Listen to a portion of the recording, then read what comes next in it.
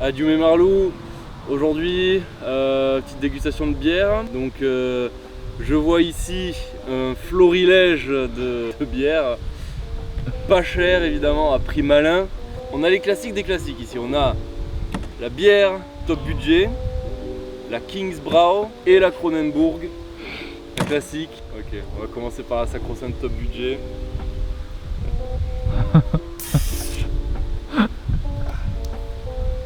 Yes.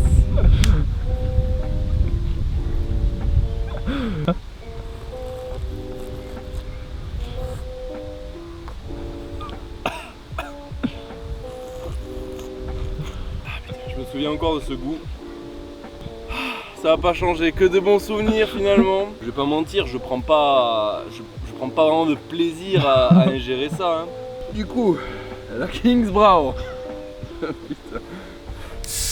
Ah putain de merde.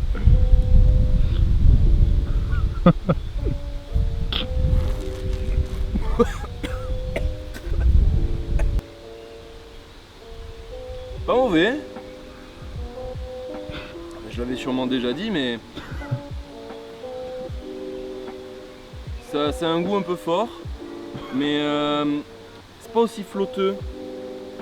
C'est pas aussi flotteux que la top budget beer. Donc bon, c'est déjà un peu mieux, on va pas se mentir.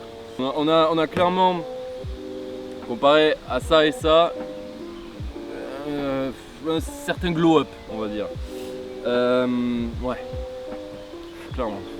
Et maintenant, le classique des classiques pour la fin, la Cro, en canette, évidemment. Ah putain.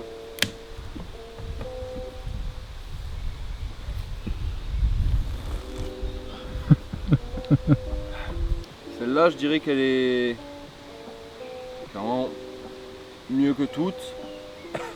Entre quand même la Kingsbrau et la Cro, c'est kiff kiff hein.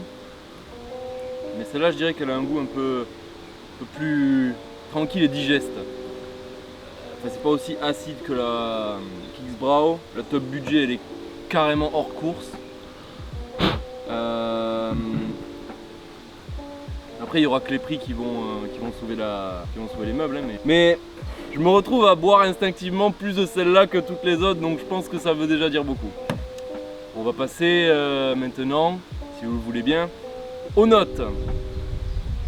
Donc, au niveau de mon bilan, donc, le barème sera goût, odeur, texture, packaging et prix. Au niveau du goût, ce sera la Cro, sans hésitation. La Kingsbrau est pas mal, mais faut bien départager quelqu'un. Top budget, c'est mort. Franchement, elle est toujours aussi flotteuse, pas bonne. Au niveau de l'odeur, si je devais donner un point à quelqu'un, ce serait aussi à la Cro, sans hésitation évidemment. Au niveau de la texture, par contre, je vais choisir la Kingsbrau parce que comparé à la Kronenbourg qui est plus bulleuse, plus pétillante, moi ma préférence sera sur la Kingsbrau parce que c'est plus facile à digérer. Au niveau du packaging, bon pareil, pour la Cro, il y a un logo stylisé avec des petites armoiries, la police d'écriture qu'on connaît tous. La Kingsbrau c'est un peu basique. La top budget, ils ont quand même essayé, hein, ils ont fait un rebranding, c'est pas mal. Honnêtement, comparé à ce que c'était avant, c'est vraiment un énorme effort. Mais le point revient à la Cro, encore une fois.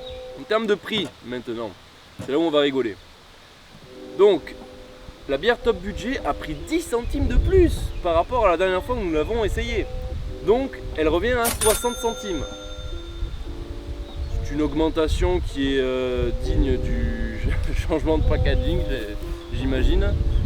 Celle-ci est à 68 centimes. Je pensais pas que la différence serait si minime, mais effectivement, pour 8 centimes de différence, bon évidemment, prenez la Kingsbrau si vous avez le choix entre ces deux-là. Hein. Et celle-ci, la Cro, elle est à 95 centimes. Donc, qui gagne le point du prix? Évidemment, la top budget. Bon bah merci de nous avoir suivis pour cette merveilleuse vidéo très marlou. On se revoit une prochaine fois.